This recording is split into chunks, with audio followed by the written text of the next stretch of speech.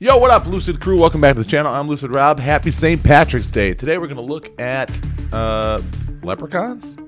What the?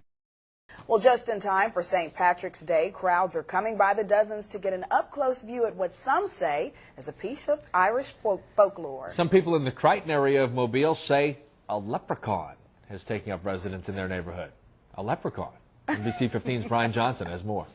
And for whatever reason, they're said to be obsessed with gold, which means finding leprechaun could make you a millionaire, but it could also leave you dead. And I gravely those. Even though you might think of them as mythical creatures, the EU classifies leprechauns as a protected species, and at least 1/3 of Irish people believe they exist. You believe in the leprechauns? Yeah, they're everywhere. They're all my friends are heathens, take it slow.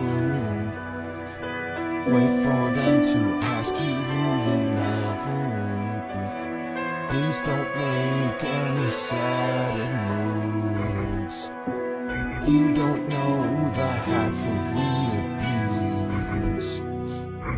All my friends are heathens, take it slow.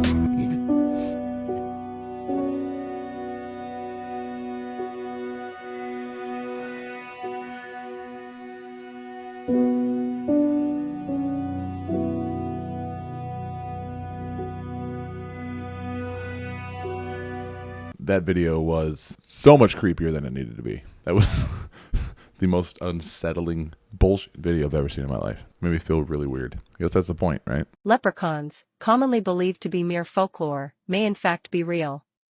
This revelation might be shocking, but an intriguing tale from Norway supports this claim.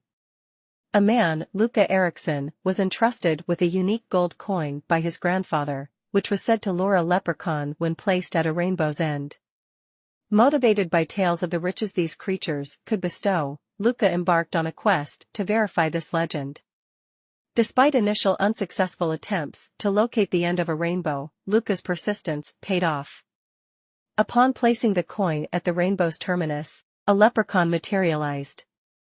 Seizing the moment, Luca trapped the being and documented the encounter with a photograph.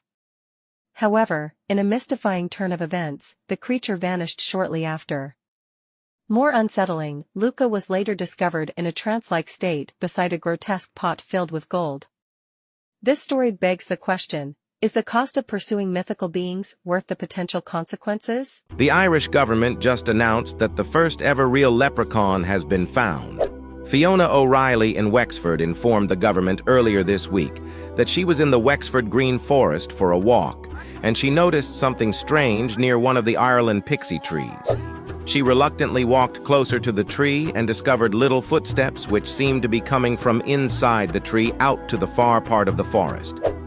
She told the government ministers that she then saw a 3 to 5 man with a small ginger hat and large round gynecomastia chest. The leprechaun had been crying about for some reason. Later that evening, she went home and found the leprechaun in her home, drinking whiskey like a true Irish little man. The leprechaun is now held in custody in President Macron's house for the rest of eternity, having experiments done to it. I mean, that's probably what would happen if they caught a leprechaun. They'd definitely just tie him up and do experiments on him for all eternity, I'm sure. Try to get the leprechaun magic secrets. Try to figure out where all the little leprechaun family members are. Just keep repopulating them and granting wishes and getting gold and shit. Stupid, dude. He died. I was fixing a wall out here along the coast, and I found in the wall a little leather purse with 4 gold coins in it. I knew I'd seen them before. They were the same 4 as he had showed me. I took them up the mountain to a place called the Slate Rock, where he said he found the suit. And when I was up there for the first time, I saw 3 leprechauns. On the same day?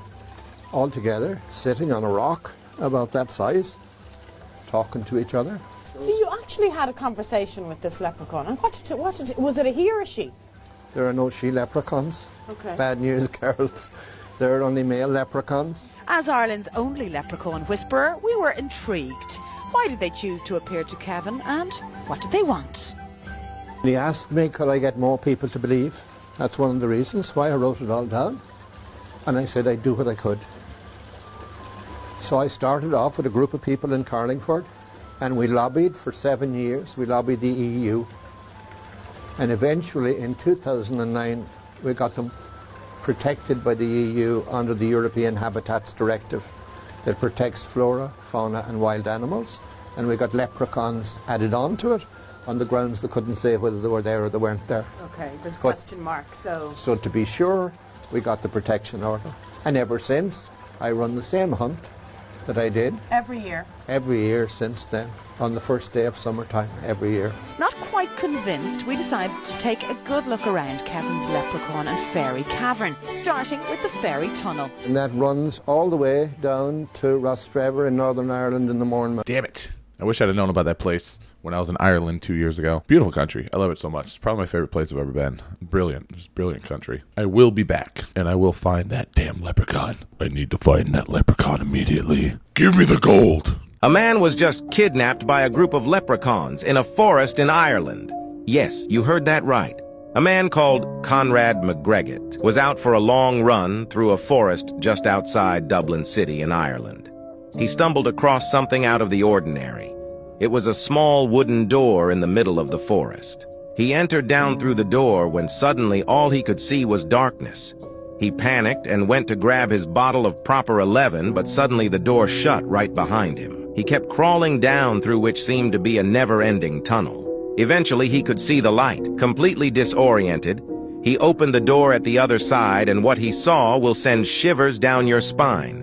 It was a group of small little goblin-looking people, looking right at him. They began to jump with joy and excitement, singing to each other and shouting, "The champ is here! The champ is here!" Conrad then went on to create his own fighting league of leprechauns. To see real footage, comment, "I believe Conrad" down below. I'm sorry. That was retarded. Think of this. And I say the word leprechaun, you probably think of this, and not this. These horrifying remains were found near Carrigafuka Castle in County Cork, Ireland. And it's no surprise they were, as this castle is said to be haunted. It is claimed that this mummy is a leprechaun, the mythical Irish creature, and its remains were sent to Sweden to a movie prop maker who made the creature look even more like a leprechaun. Now to me it looks more like something out of The Walking Dead rather than Darby O'Gill, but maybe this one was an evil leprechaun. So let's have a look at the word Carrigafuka. This means Rock of the Fairy or Rock of the Ghost. This castle was built on a sacred rock sometime between 1436 and 1451 by the McCarthy clan. Of course, this was a strategic location near the main route between Macroom and County Kerry, and if you're ever on the Macroom bypass heading towards Killarney or Kinmare, you will see this castle. Now the rock it's built on was said to be haunted by a malicious fuka or ghost, and the locals here claim that it's one of the most haunted castles in Ireland. The castle itself lacks fireplaces, so it's said that it was built purely for military purposes. The story goes that Cormac McCarthy took refuge in this castle to hide away from Queen Elizabeth of England. The reason he did this was because he sided with the Irish at the Battle of Kinsale in 1601. However, Elizabeth did forgive him after he wrote her a lovely letter of apology. Cormac himself is said to haunt the castle. During his lifetime, he was appointed the High Sheriff of County Cork, and his job was to hunt down Irish rebels. The legend goes that he invited an adversary to a banquet in Carrigafuka Castle, and the reasoning behind this was to forge a truce. But in a bizarre turn of events, he instead killed his guest and feasted on his raw flesh. This was a savage and misguided attempt to earn the respect of the English, and instead they were appalled. Cormac's excuse was that an evil spirit from the rock underneath the castle rose up and possessed him. Because of his sins, many say that he is now doomed to spend eternity locked away in Carrigafuka Castle. So the question is, who are you more afraid of? The ghost of Cormac McCarthy or the evil leprechaun? See, I'll kick the shit out of that little leprechaun. I'll kick that little mother right in his face. I'll just... No, man. Running up on me looking like that, dude. You're getting karate chopped. Right in your stupid little hat. Did you know that leprechauns might not just be a figment of Irish folklore? Let's dive into some intriguing sightings that challenge what we think we know. In the year 1959, in a small village in Ireland, a group of schoolchildren claimed they saw a tiny man in green vanish into thin air. Their teacher swore it was no prank. Fast forward to 1975, a farmer in County Kerry reported finding a tiny hat and shoes near a rainbow's end. Skeptical? In 2005, a tourist in Dublin captured a peculiar figure on camera during a festival, sparking debates worldwide. These eyewitness accounts and artifacts have puzzled historians and enthusiasts alike, leading many to wonder if there's more to the leprechaun legend than mere myth. Could these tales be proof that leprechauns are real, or are they just elaborate hoaxes? The mystery remains unsolved, but one thing is certain. The allure of leprechauns continues to capture imaginations. Leave a heart in the comments if you believe, and share your thoughts on this age-old mystery.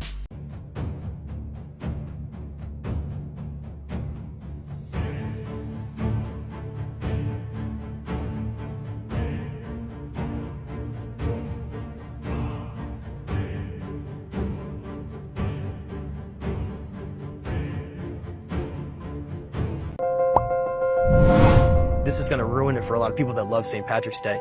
First of all, it has nothing to do with Irish pride. That's how it was shown later. There's nothing to do with leprechauns or Irish pride. It has nothing to do with that. You just killed two great fantasies. I know. Right there. Really, if you look into what that was, is that St. Patrick, right, the St. Patrick was a Roman. His father was a Roman official, and he was tasked, just like the Roman Empire did with destroying the Gnostic people who originally were the Egyptians and burning the Library of Alexandria. He was tasked with going to Ireland and the UK and Scotland area, but we specifically think of it as Ireland because that was the core of this, right. Where they went there and they were supposed to eradicate the last group on the planet that was still studying was that ancient old religion who were known as the serpents. So if you look at the story of St. Patrick, he was ridding the serpents, the snakes, right? The snakes from Ireland. But if you look all throughout geologic history of that region, there's never been snakes that lived there. It's a metaphor. Huh. It's a metaphor for the Druid people and pagans as a more general term, anyone who didn't follow this monotheistic Christian religion. And they were seen as a threat because they were the last group that had the ancient knowledge, and they were greatly demonized later. So what happened was, you're celebrating the representation of the genocide and cleansing of the last serpent group on the planet, the Druids who built Stonehenge. I mean, that's the same story through history all the time we hear with the Catholic Church, the Christians, the Mormons, Romans. Throughout history, people have done that. They've gone and they've wiped out other people for believing a different religion than them. But that's it. That's organized religion for you. Leprechauns have had a pretty wild PR makeover, and it's a bit of a roller coaster that involves reasons to not take naps on the beach, Irish immigrants, and the color red. Let me explain. I'm Alexandra, and I teach classes on history, mythology, and folklore. So you know leprechauns as the little guys who make shoes, wear green, have a pot full of gold, and are on practically every St. Patrick's Day advertisement and decoration. It's important to note that different regions of Ireland still have different names for them, so it's common to see varying spellings, which also makes it hard to pin down a definition, but it probably means little bodies or shoemaker. We know stories about leprechauns have been around since at least the 800s, and in the first written account of them, we hear about a king named Fergus MacLeody who's sleeping on the beach. And while he's sleeping, a group of leprechauns try to drag him into the water. Thankfully, Fergus wakes up in time and is able to save himself, but the leprechauns feel no remorse. But not every story casts them as dangerous and mischievous to the point of bodily harm. Sometimes they can actually be helpful. Leprechauns can grant wishes, but the stories say you should never accept because that wish will come with some huge price or unexpected consequence. The way leprechauns dress varies from one story to the next, but often they're described as having buckles on their shoes, magic hats that can transport them, and they really like the color red. Yeah, red, not usually green. However, the Leinster version of leprechauns really prefer green, and this seems to be where we get the modern depictions. They stand between a few inches and a few feet tall, and they are shoemakers, a trait which has endured as stories were passed down. So what's up with the pot of gold thing? That might be because shoemaking was a very profitable business So the pot of gold was a sign of how hardworking leprechauns are. There are two very similar beings that are often confused with leprechauns, the Cluracan and the Fardarig. Cluracan is known for its excessive drinking, which is probably where we get the idea of leprechauns enjoying a drink or two. And the Fardarig is kind of like a leprechaun in a bad mood, which enforced the idea of leprechauns being menacing. But then they got an unfairly bad reputation in the 1800s when Irish immigrants were forced to leave their homeland during the Great Hunger. In a tale as old as time, when Irish people fled to places like the United States, they weren't treated well. And since things weren't already bad enough for them, Irish people were stereotyped as lazy drinkers who are just too happy, which seems like a weird insult. And of course, they brought a lot of their folk tales with them. And so as stories of leprechauns spread, leprechauns became heavily associated with the people who told their stories, which meant the same stereotypes were applied to leprechauns themselves. Happy, lazy drunks. Pretty offensive overall, especially since their whole deal was being hard workers. But then, with commercialism and the rising popularity of St. Patrick's Day celebrations, leprechauns got another PR makeover. Fun, lucky, friendly, if a bit mischievous, and a really good way to sell a pint of dark beer on St. Patrick's Day. All things I had zero knowledge about. I had no idea where leprechauns came from. So I figure all this talk about leprechauns being evil and like granting wishes and casting spells and whatnot, I should include something really talking about the history of leprechauns and the history of St. Patty's Day. So yeah, that's all wild to me. So I guess there's just one question to ask, like, do you believe leprechauns are real? Because I know there's a lot of people believe fairies are real, mermaids, like all kinds of stuff, right? But I feel like leprechauns are kind of in a different bracket or a different category, where a lot of people that believe that stuff is real don't necessarily believe leprechauns are real. They'll believe in like a goblin or like a gnome, but not a leprechaun, because I think leprechauns have been so commercialized that they're just kind of, like this woman said, they've been marketed. So it kind of kills the credibility, I think, in some aspects. But I don't know. Let me know what you think, because I don't know. I don't have an idea. There's not a lot of eyewitness accounts of leprechauns, and there are lots of different stories. Hence all the AI videos and clips of stories with, just footage over them and stuff. But still fun. Still super fun. It's St. Patty's Day. I'm wearing green today. This green shirt right here. I think it's the only green shirt I have.